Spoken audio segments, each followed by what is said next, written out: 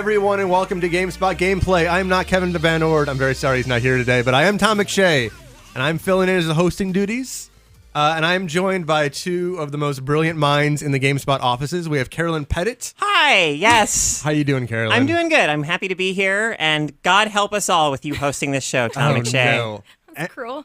Thanks. And we have Mary Kish, who is a video producer and has never been on the show before. Welcome. I have so much to say. So much to learn. So much to add to this show. I'm really excited. You'll be great. Yes. And behind the controls is Benita Gonzalez. Hello. Who wants to start things up with a little rant about Titanfall. Yeah, so the Titanfall DLC came out yesterday, as maybe a few people know. And yeah, they removed Capture the Flag and Pilot Hunter from the PC version. And that's like the mode I primarily play. And Why? Why did they remove the modes altogether? Yeah, they just Because I heard, I mean, I understand that they changed, I don't play Titanfall, but they changed in Capture the Flag on console, like how the ways in which you can carry the flag. Yeah, I mean, right? that's changed in PC as well. But so now the only way you can play CTF Titanfall is either in a private server or through that mix and match thing. I forgot what it's called. What I find Matchmaking? No, not the matchmaking. The variety pack. Yeah, the Expedition variety pack. Okay. it That's the seems only like way a now. weird PR move to just not even say anything about it. I find that weird. Like, it's one thing to remove it because of technical issues or I don't know, maybe like they had to do some bug fixing on it, but to just not say anything, to me seems like a disservice to all the people who are maybe playing nobody it. will notice if we just quietly take this out of here. Yeah. No shit. So like I was just really mad this morning when I found that out. So I just had to put Sorry, this on Benito. blast. I'm glad you could get that off your chest. Yeah. Thanks for letting me get it off my chest. Yeah. Sure. What are you going to do this weekend if you can't play what I you don't want? know. Go see Godzilla like 7 times. Yeah, maybe. They're going to remove it from the From the movie theaters? movie theater. Like, so you can still go, but it won't play. Right. And they're just going to hope that you assume that you saw it, and that'll be the end of it. Yep. That's the best I can do. Well, there you go. Okay. So we're going to go on with the rest of the things now. From Electronic Arts weirdly removing a mode to Microsoft's kind of predictably, kind of weirdly removing the Kinect as a standard inclusion with the Xbox One. Yeah. Before they were bundled together, it was $500. And starting June 9th, for $400, you can get just the Xbox One system on its own, and the Kinect is no longer relevant. So the first thing that comes to mind with this is the inclusion of the Kinect would therefore make the system more expensive. Yes. Do you think there was any way that Microsoft could have justified the existence of this peripheral, or do you think the price was always going to be a killer at the retail shelves? I guess I can envision some alternate universe in which there was some amazing game for the Kinect that convinced a lot of people to, that this is something that they really needed to have. Like, Harmonix is working on Fantasia, which is a game that's going to use Kinect. It is a Kinect game. Kinect is core to what that experience is. I know that Harmonix is definitely not thrilled about the Kinect no longer being a built-in part of the Xbox One sort of user base. But I feel like Microsoft pushed so hard with messaging the Kinect as a tool for like interacting with your television and these kinds of things. And that's how the people I know who really value Kinect, like that's what Kinect is for them. It's like Xbox on, do this, do that. It's all their home about system. Yeah, it's just part of it's the voice commands for their entertainment center is what they like about it. And but I just don't know if if people care enough about that, because I don't know. I mean, I'm perfectly happy with my remote control, and this is the thing that when it was pushed at E3 last year or whenever that conference was, where the guy was like, "There's got to be a better way to watch television," and I made a crack about it because I thought that was kind of an absurd thing to say, and Microsoft picked it up and used my tweet as a promotional material because they didn't understand that I was being completely sarcastic.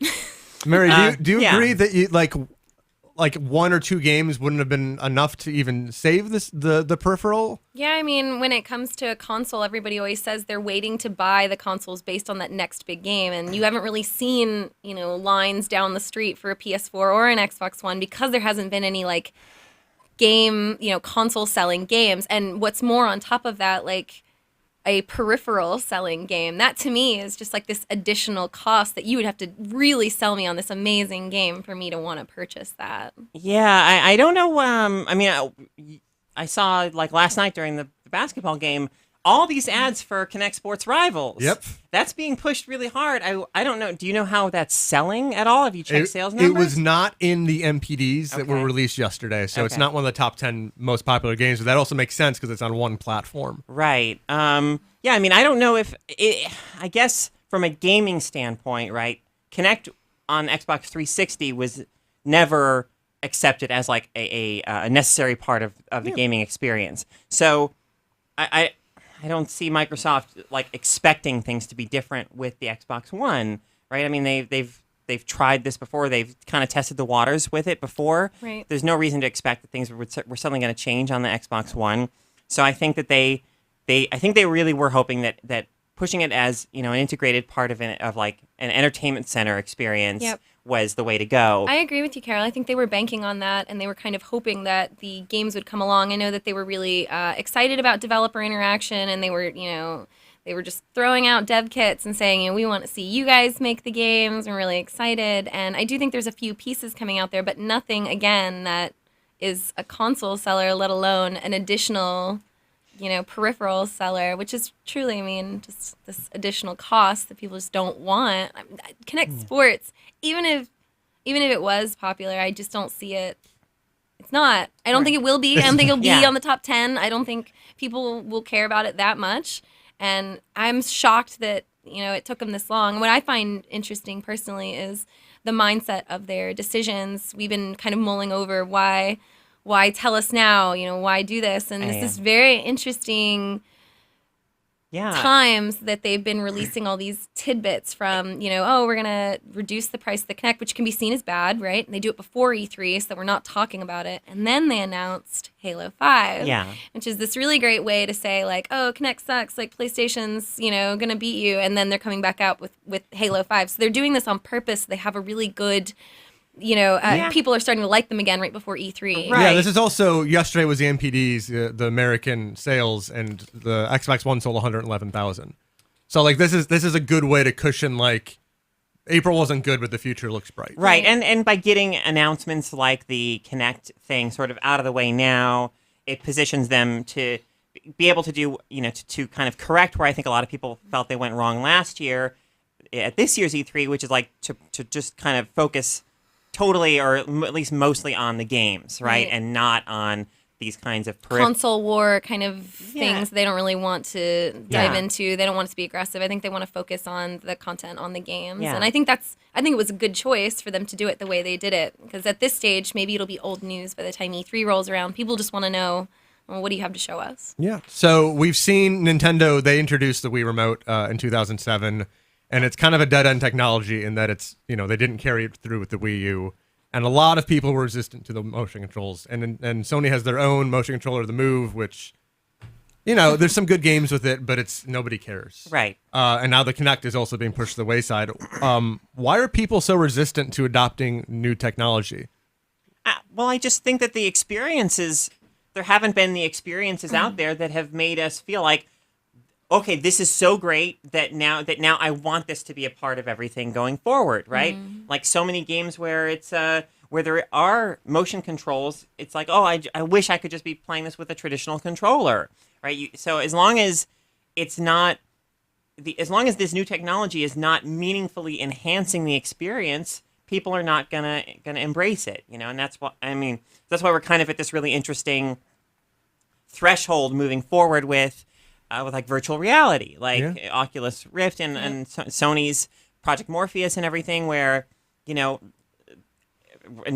some people are like, this is really gonna enhance these experiences in such a way that we will want to wear these things on our heads, and just to have that more immersive, transportive experience. And other people are like, there's no way it's gonna be better. You know, that it will be so much better that I'll want to put this thing on my head rather than just watch it on my television. It's killer app, right? Like that's the thing. No killer app. For Kinect or Move. It was for Wii. It was the Wii Sports. That was the killer. That app. was the thing. And there are comparisons that can be drawn from Wii Sports to the new Oculus and Morpheus. The idea of something new with games that were specifically designed to give you an experience with this said peripheral that work well. Yeah, exactly. Like Wii Sports was designed perfectly. It was meant for the Wiimote, and people felt like they got this package deal. It was meant to be together, and it worked really well. And so there's nothing that says people are afraid of new technology. They loved that technology. Wii was like the most popular gaming system for a really long time, but we've seen it and we've been there. And now what they're trying to do is they're trying to force games that might not necessarily fit into that type of game, and they're trying to make people make games for this peripheral. Yeah, it's not about that the doesn't tech. work. It's not about the tech. It's about the software. It's right, and it's going to happen again. I believe it'll happen. You're going to see those issues with Morpheus and Rift as well, because unless you're playing a game in a submarine or in space, in some kind of cockpit type thing, you have a really hard time feeling that. We've played a demo of Zelda on the Oculus, and it was sickening because you're walking around and you don't understand, and it's just too far gone. You have to be almost stationary in some kind of like cockpit environment that's mobile for it to work. So again, it's limiting the games. So, after those games come out, what is going to propel the Oculus and things like Star that? Citizen. So one of the things I think the Kinect, it was like the reason it was integrated, it was smart, is that it kind of made it more mainstream because it was not just a video game console. Like it was something that anybody could use, and it was so easy to just like turn it on and navigate that way.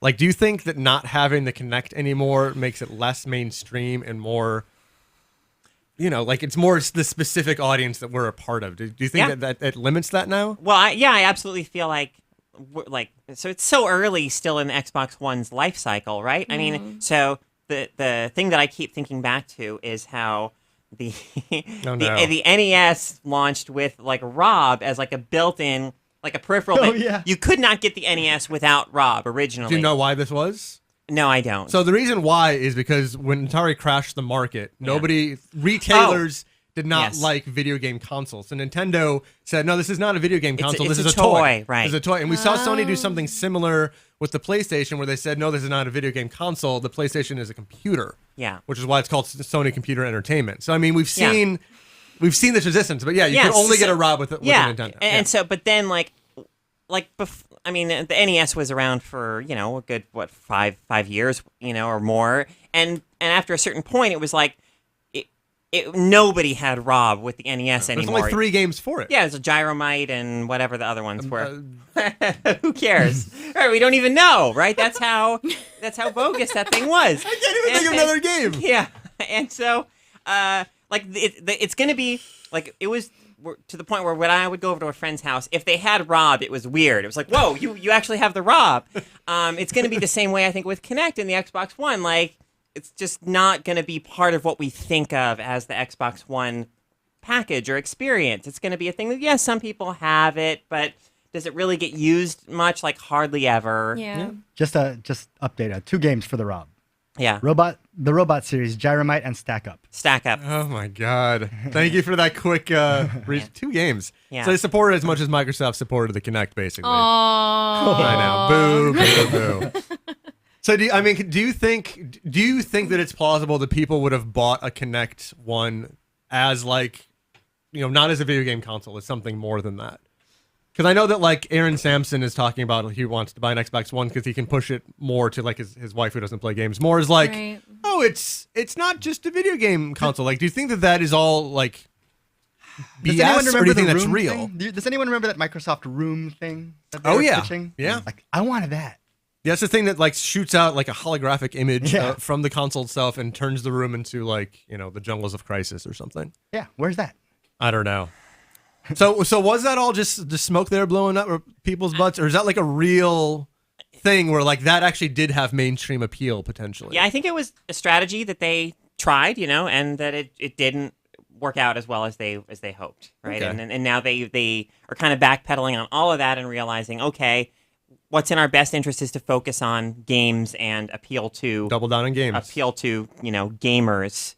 I hate that word, I know.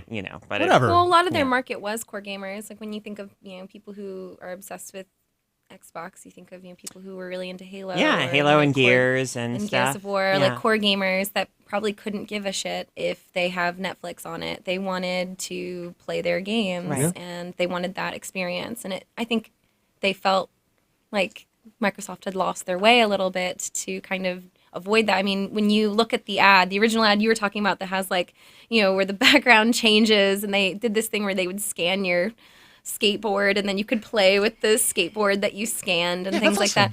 And that ended up probably not making it either. As far as I'm aware, a lot of that tech didn't get in. But nevertheless, when that ad came out, people said, I mean, that's not really important to me. I don't need to scan my skateboard. I want to be able to play next-gen games just like I do right now. I want the same experience I have right now with my Xbox. They didn't go that direction. I think they were going towards that home system. I know some people who use it. I think Sean does.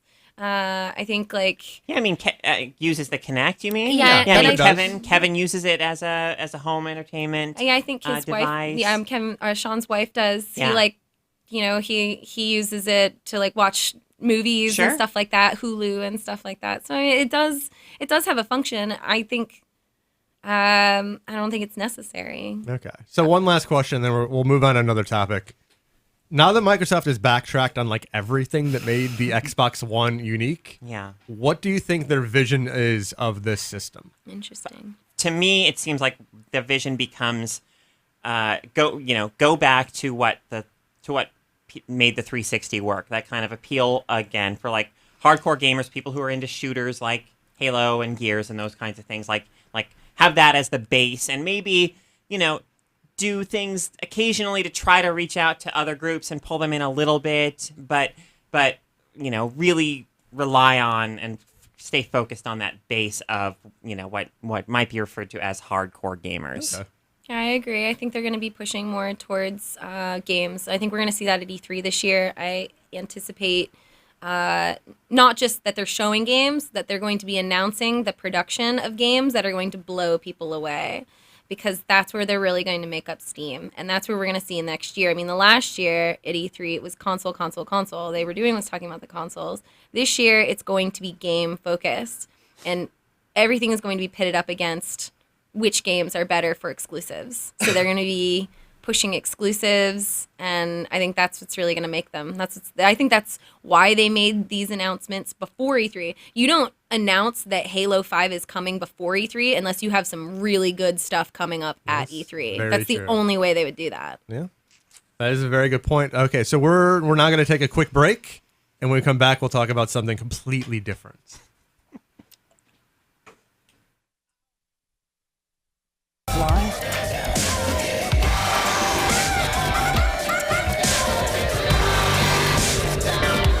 I'm pretty sure my hips have never done that voluntarily.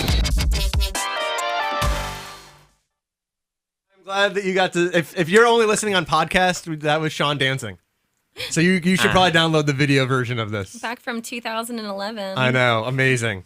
Here's another big topic this week that really interested me. Ubisoft, in their financial report yesterday, announced that FarCry 4 is coming out this year, this November, for every system known to man except for the Wii U. Yeah. And they had a promotional piece of artwork that So we're gonna show the artwork, but it shows a man in a throne with a purple shirt, and he's got So. Yeah, I don't know if you want to describe. Well, it. I mean, I don't. This is a complicated kind of issue, he's right? He's got a man bending down before him with a bomb in his hand. He seems to be subjugating another man who is of a different ethnicity. So we know it's in the Himalayas, right? So the man who's being kind of subjugated there is perhaps a native of that region, and he's holding a grenade in his hand, right? So clearly, this guy in the purple suit is exerting power over this other guy. He's basically using as a throne a destroyed statue of Buddha. So there's a lot going on in the image. Yeah. So Mary, yeah, what does this picture express to you? What is your instinctual What does it communicate to you personally? Wow. Well, I appreciate you starting with me. I know. I'm sure Carol has a lot to say about it. To me, I mean, I think it's so early to tell. There's a really good chance that you don't even know who you're playing as yet. Sure. I mean, you could be that guy with the grenade that kind of rises from the nothing to kind of stop this man. That dude could be, he could just be a nice guy, and we just don't know it yet. He might just be. Carol, Yeah. You what do you can't judge a think- man by his purple suit, Carol. what do you think Ubisoft's intention was with this video? What do you think they're trying to elicit in people?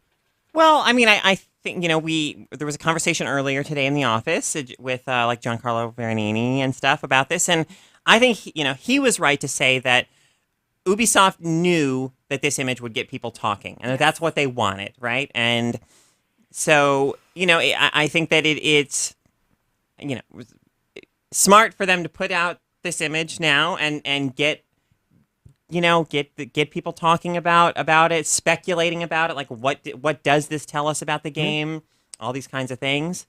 Because in reality, if they would have announced Far Cry 4 without this picture, Yeah. we would have said, I like Far Cry 3, I'm looking forward to this, or I didn't like that, I don't Yeah. care about this, and that Yeah. would have been the extent of the conversation. But Yeah. now we're at, like you and I are talking about it. Yeah.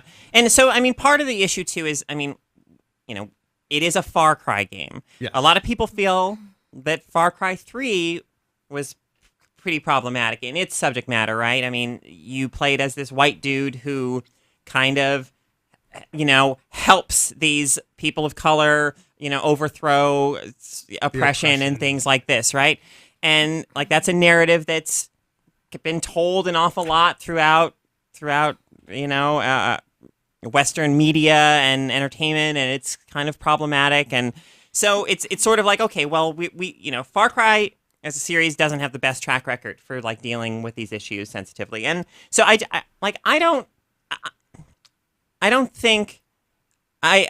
think it's too soon. We don't know anything about the game's narrative, right?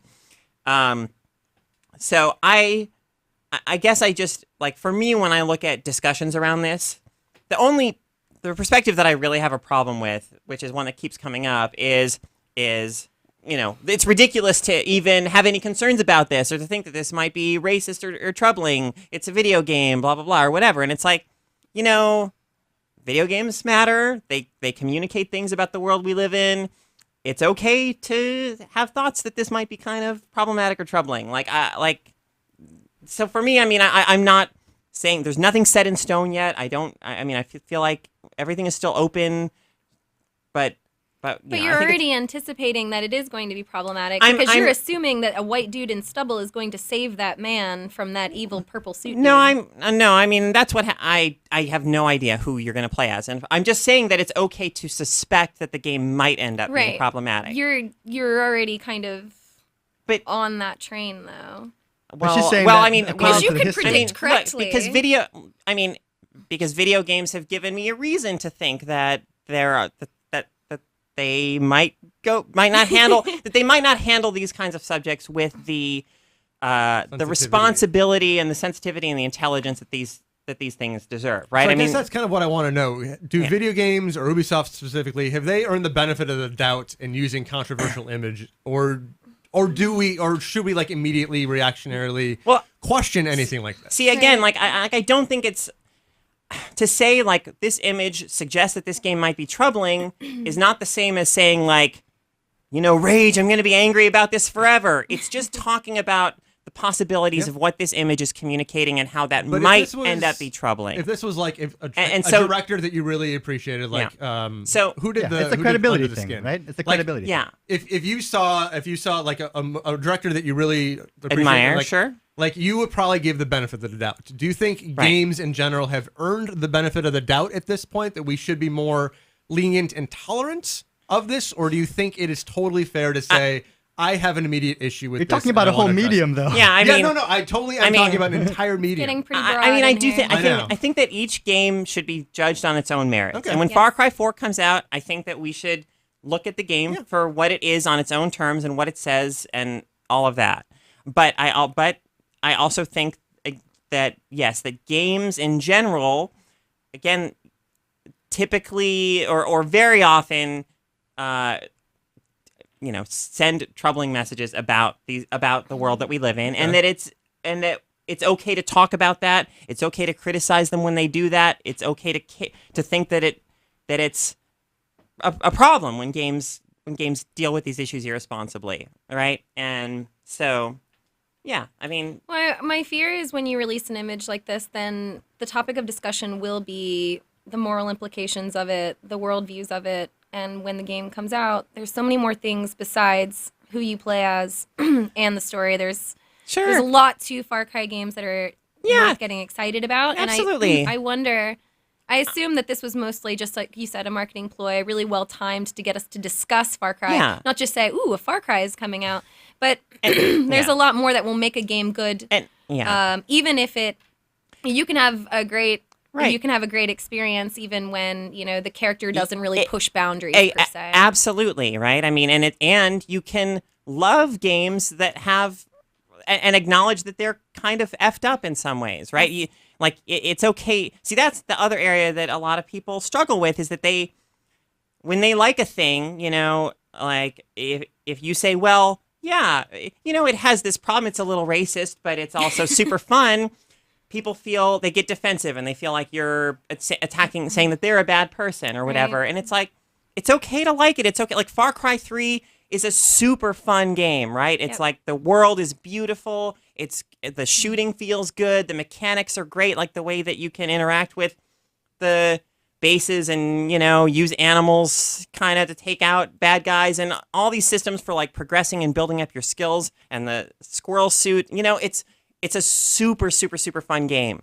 It doesn't take anything away from that aspect of it for a person to say, maybe it's kind of racist too, I mean, it can be both. Yeah. Games are multifaceted and we can appreciate them or think about them critically on multiple levels. And we should, I think, because if we want to think that games are a medium that's worthy of being talked about in the same sort of sphere as things like film and novels and stuff, which, in those things we think about them from every level and we talk about them when we find them troubling and so on and so forth. Like we have to acknowledge that this stuff matters in games just like it does in any other medium. Yeah.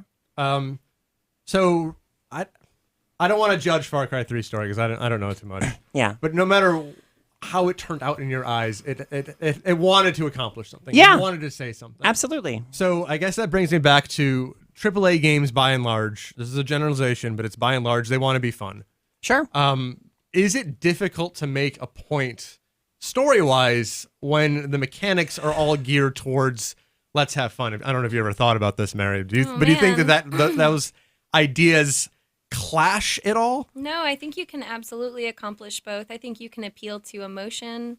I think you can appeal to a sense of self and values in addition to having a great mechanic. I mean, this is a silly example, but I'm on the spot. And Gears of War 3, which is an absolute silly game. Actually, all the Gears of War series are really silly. They're meant to be super fun. They're not meant to be taken seriously. Made me really sad because of a love story that was in it. Between Dom and Marcus. Dang it. Sorry. You were making a point. I'm sorry. This is why I don't do these shows. Because of you, Tom. Yeah, I get that a lot. No, they appeal to love and heart in a time of war, which I think is actually really interesting. The idea of having post-traumatic stress disorder, of having shock of war, and then still being able to love and care and move on, of brotherhood and camaraderie. And I actually really connected with that game because of that. And I don't know if they were really trying to accomplish that. I don't think anyone looks at Gears of War and says, wow, what a powerful series that was for story. But it got me. Sure. And I think if a game like that can hit me, you will have games on any level of AAA that can really appeal to people in their values, in addition to having an amazing core mechanic. I think it's absolutely possible. I think it happens all the time. And I think that's why I think we just love them so much. Wow. Yeah, I mean, I I think should put her on the spot more often. yeah, no, she's great. For me, it depends on, I guess, the kind of message or whatever the game is trying to send, right? Like, I don't think you can have a game that's anti-violence or anti-war, in which the shooting is meant to feel good and be fun. What about Hotline Miami? Because that game mechanically is kind of brilliant. It's super No, fun, and it does have this point it is trying to make as well. That is, it's troubling. Yeah, I don't think so. I mean, Okay. You after you complete the level, you see all this blood around you and these, the effects of your actions, but when you're in it and the music is just so good and the action is just so intense and you're just trying it again and again and again until you get it and it's so satisfying. For me, the gameplay, the adrenaline rush of the gameplay overwhelms any sort of oh my god, the violence you're committing is so wrong and horrifying message that the game might be trying to set. I'll take devil's advocate approach on this one. I imagine, and I've never killed anyone, but I imagine that if you are a soldier in war, if you are Likely killing story. anyone ever, Yeah? I imagine there's a lot of course. adrenaline. I imagine that is also viscerally satisfying if you do if you kill someone that you need to kill, like a soldier would have to. And I imagine that you could also, after the fact, look back like they do in Hotline Miami and be troubled by what happened. Sure. Yep. Yeah, but I think that it's just so different to talk about the real life experience of that versus Oh yeah. a game, that's at the end of the day is trying to be enjoyable. Okay. I mean, anyone can at least relate to the idea of maybe losing your temper or getting angry and kind of venting it out, and then maybe a few hours later, days or whatever, and you look back and you go, holy crap, yeah. I really overreacted. And I had that experience when I played Hotline Miami when I was really into finishing a level. So I was having trouble beating it. So I was getting really angry. Plus the music, plus, how I wanted to do it. I actually remember specifically not choosing a weapon and using my fist because I was angry because I wanted to beat it. And I punched this dude to death. And then the music changed. Right. And I reflected immediately that I had become a very angry person, so angry in my real life that I wanted to murder a person with my mitts because that was how I was venting. And it did make me self-reflect that in that heat of the moment, man, you can really lose yourself and then regret. I don't know how much real world sway that has on me. I'm probably just as likely to kill someone now as before I played it. Which is high. 60% chance. And we'll see how it goes. But I think it did make me reflect personally, and that was even before it was kind of like a debated topic. I remember catching myself thinking, "Wow, I got too into that." Like I was into it. But I also remember in Bioshock Infinite having I couldn't relate to my character because even though they were, I don't know, they were racist and they were kind of jerks about it. And sure, they tried to kill me once.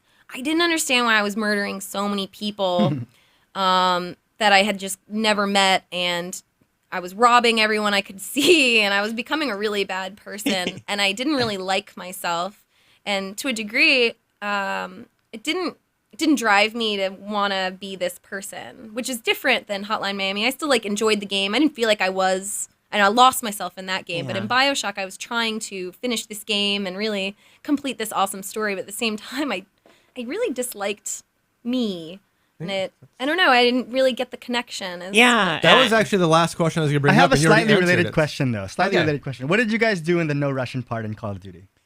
I didn't shoot anyone. So Call of Duty Modern Warfare 2, I mean, it was the scene where you're in an airport and you're with the Russian terrorists and they say don't shoot or don't say anything. No Russian. No 'Cause Russian. You're not allowed to speak. Yeah. You can't speak Russian. But you can shoot everyone. All the civilians. I did not do that because I was... Yeah, I didn't shoot anybody either. I couldn't. I didn't do that. I couldn't shoot anybody. I mean, see that, but I Uh-oh. could shoot people, right, in that game because I understood that they're not real people and it doesn't, Yeah. that I wasn't taking actual Sure, but if lives. you're role playing the game, But, though, yeah. you are this character. Right. I shot everyone. I kind of do. I separate myself, almost similar to like when a movie gets too sad and the kid's like, "I'll take my dog out back and shoot him." You know, I immediately look at the TV and go, "Oh, it's a movie. It's all right." Oh. When a video game gets too real, I take a step back and shoot everybody Shoot and laugh everyone, about it. Which is probably why I was able to enjoy Bioshock Infinite, because I just thought, it's a game and it's colorful and beautiful and hell, it's fun, and I really enjoyed it. I didn't like me though. Yes.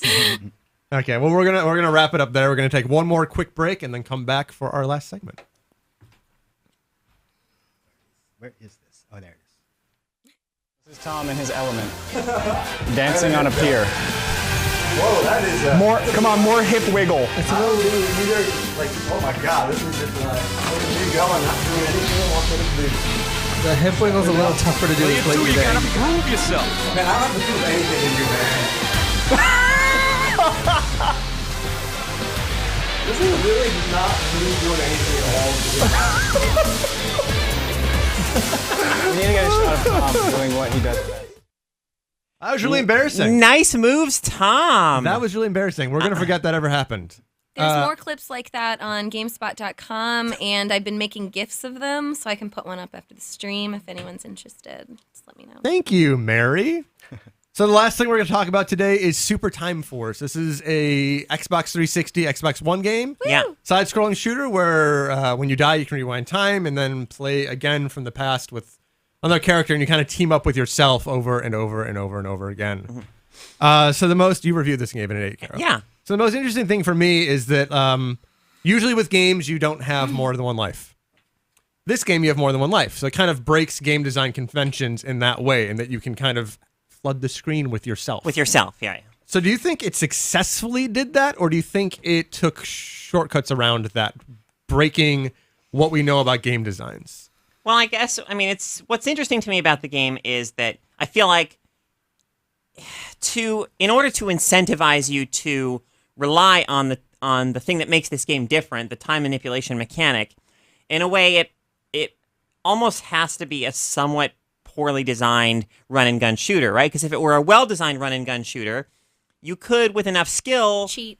just like get through it like on one life and not ever really need to do that. But it's designed to kind of cheaply kill you or to make you die. Really? I think it's in so. the level design, right? It's in the level design, right? See, Yeah. I don't think that I experienced. I'm immediately going to argue with you. I didn't think I experienced many cheap deaths. I think Okay. that the clock Yeah. is what because you have like a minute to beat each stage. Sure. The clock is what kind of forced me to rewind a lot of the time but I thought that the actual Okay. I thought the actual enemy placement and stuff was pretty easy. So you think you could kind of, Contra style or whatever, run through these stages on one life? Yeah, I actually do think that would not that be that difficult. You wouldn't be able to finish the boss on one life, though. No, because of the time constraints, I Right. think more than anything. Because I think it's actually a very simple shooter. Yeah. I think I just think it's designed in some ways to make you at least at some points not aware of the hazards that are coming at you, or to not clearly see where enemies are going to be and where their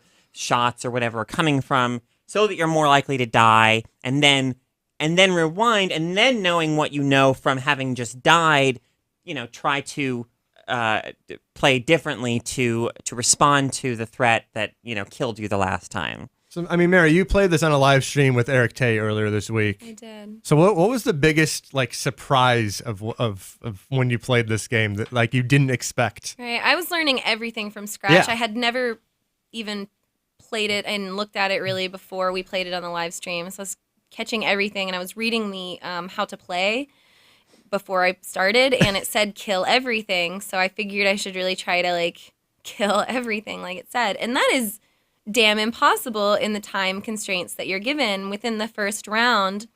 It took me a long time to realize that really my goal wasn't to, thoughtfully kill everything and figure it out. My goal was to run past as many bad guys as I could until they swarmed me and I had bees everywhere. And then I would reverse time and use several of the members to kind of take out different spots. So it got a little deeper later on once I started to pick up on those mechanics. The idea that you have enemies to your left, right, up, and below. You split yourself 4 times. and you take out these people. I liked that I was starting to kind of use my wits a little bit more than this typical run and gun, which it was in the very beginning. I was just running through as much as I could, which I didn't like, and I actually didn't find that interesting. But when I started to strategize, that was cool. But then I got too smart, and I realized I could just duplicate myself 30 times, the same person. As long as you don't die, you can duplicate them as many times as you want. And then if I did that and we each shot the boss, all I had to do was reverse time 30 times, shoot the boss once, and eventually wear the boss down in 1 second. Yeah. Now, that's cool to figure out. That aha moment to me was quite brilliant. I actually don't know if I would find that interesting ever doing it again. Yeah, so Carol pointed out in the review, and I had the same experience.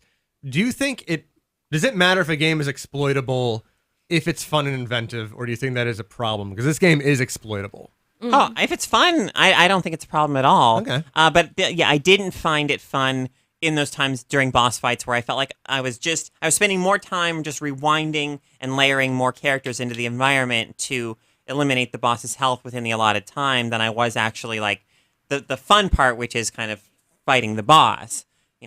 So I feel like the mechanic usually made the game more interesting and enjoyable, but that was an area where I felt actually got in the way a little bit, and where I would have felt like the boss fights were more rewarding if it was more kind of my skill as a player, avoiding its attacks, hitting weak points or whatever, like you do in a typical boss fight, versus just like, oh, I'm just going to rewind and put another Jean Rambois in here and rewind. I think you're right about that, but I also think this is a game that asks for multiple playthroughs, where they want you to be creative. Like, it's just about being creative already on how you do it. Like, I want to use these 4 guys in this way. I think that's what they were going for. Yeah, and I agree. I mean, with that, I think that the abilities of the characters give you a lot of flexibility in terms of how you approach, boss fights and other situations.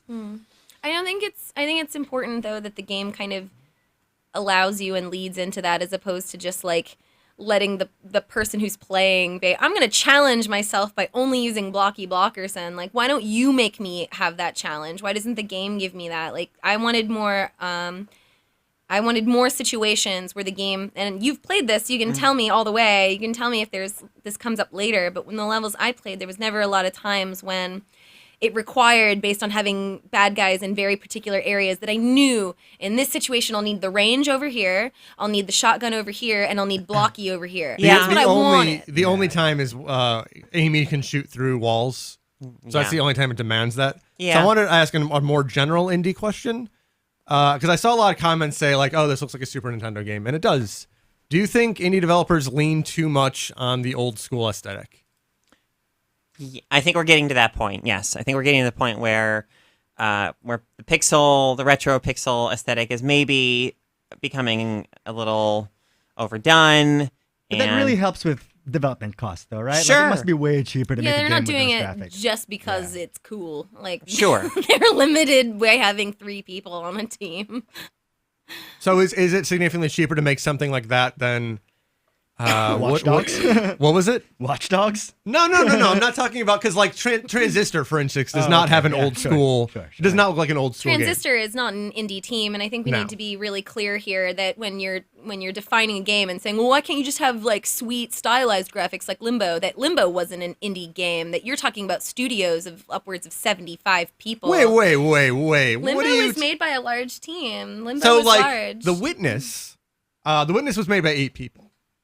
Which was shocking to me, because I was talking to Jonathan Blow about that, and I did not realize. Like, you can do really good, interesting looking games that are not. Do you know how much The Witness cost to make? No, that's a fortune. I'm just saying. I actually don't know the logistics behind this. Because in the circle of game design, if you don't have people but you have $4 million, you can actually make really good graphics. But that doesn't count either. So, I mean, I would challenge you guys to find that. I mean, there are games out there that have more stylized graphics, but it makes it harder and it's rarer. And a lot of the times when people are comparing indie games and saying, I'm so sick of pixel art, they're not actually talking about small design teams. Sure. And I'm not criticizing it at all as like a practical choice or like a choice made for financial reasons. I'm just saying purely like as something that it's not going to continue to be like appealing in that it's retro, it's charming inherently because it's pixelated like as a creative choice indefinitely. I think that's fair, and I also kind of get bored of seeing it. Like, that's a fair thing to do. You can find ways around that. Like, for example, Thomas Was Alone was super simple, but they found a way to kind of make you not pay attention to the actually they made the simplicity part of the overall concept of the game, which was really smart. How many times can you do that before that gets old? I mean, they are getting pushed outside of that comfort zone, but again, you have limited time, limited resources, and an extremely limited budget. Yeah, I actually have not grown tired of it at all. I know you guys were all wondering because I like the retro aesthetic. So the one other point that came up to me with this, so Mario Kart is coming out in a couple weeks, and it's amazing. I love it, and this game just came out, and it's just on 2 systems. Like, how do you feel when great games are so limited in who can actually play them?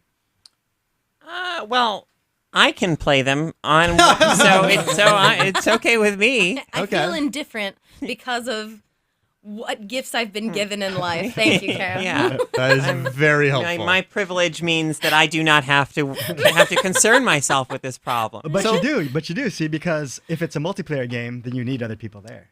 Well, that's true. Sure. So, for me, Ollie Ollie came out in January. It was a Vita exclusive.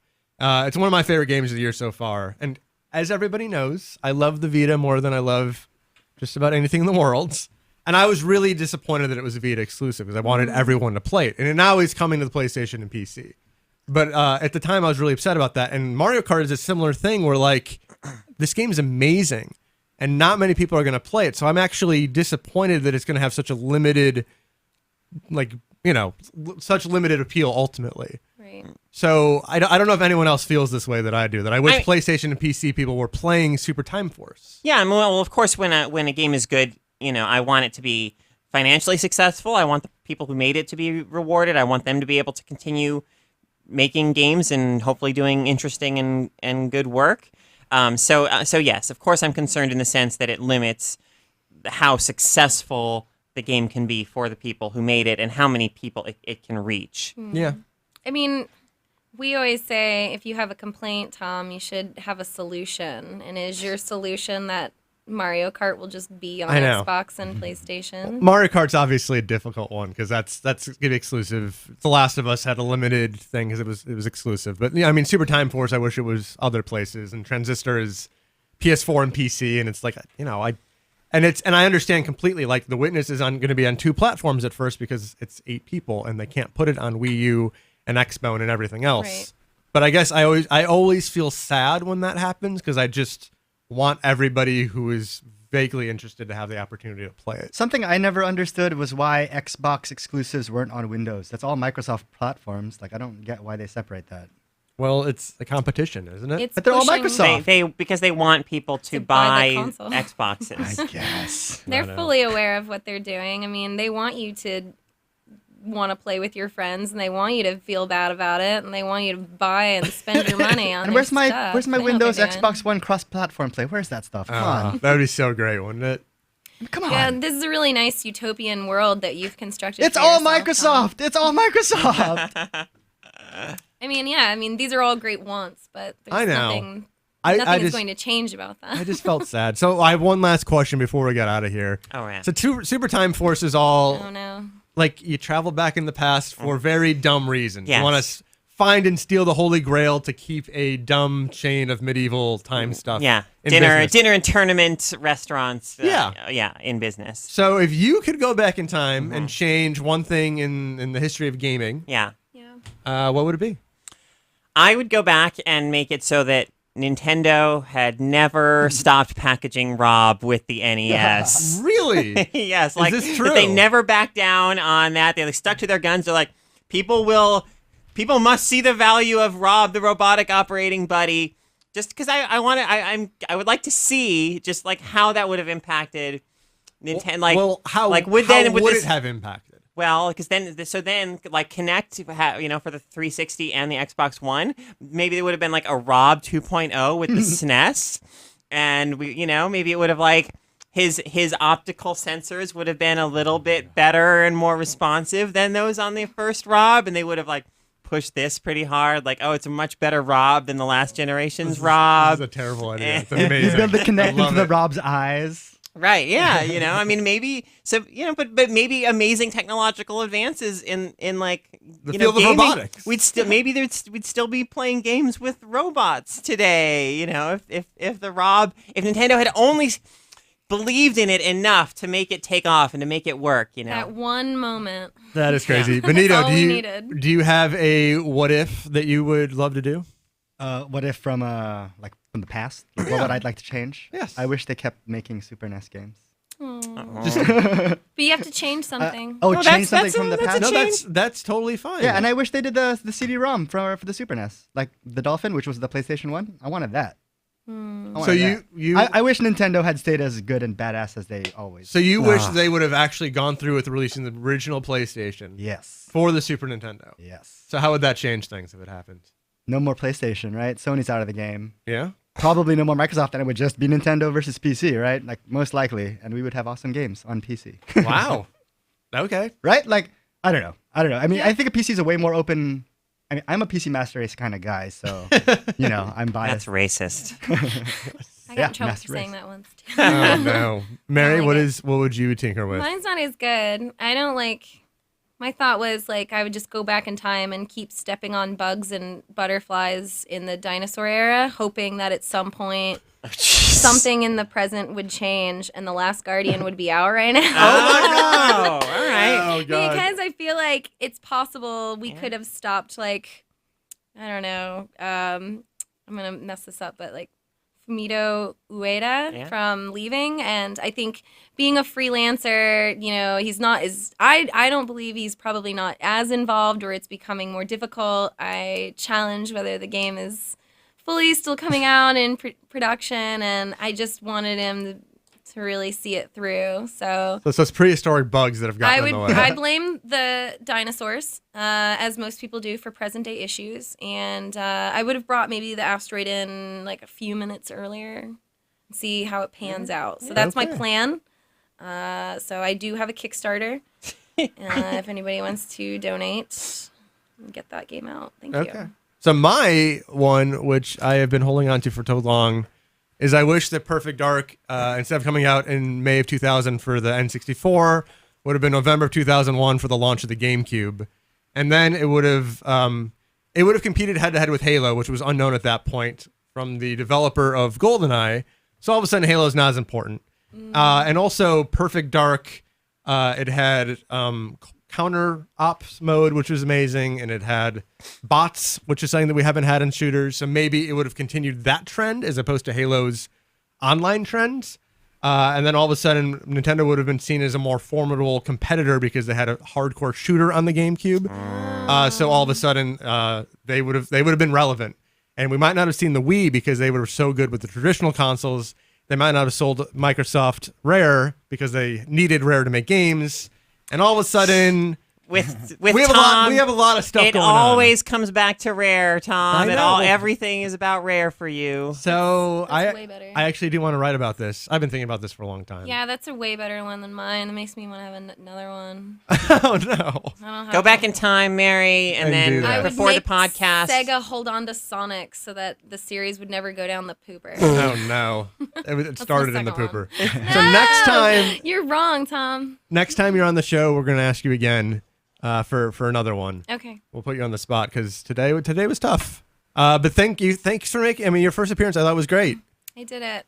I made it. You did. Thank you very much. Yeah, thanks for having me. Caro, Yes. you were great as always. Aw, thanks, Tom. You were great too. And Benito, it wouldn't have worked at all, literally, without you. Thank you. And thank you everyone for watching. Next week, hopefully Kevin Van Ord's back. Have a good weekend. Bye.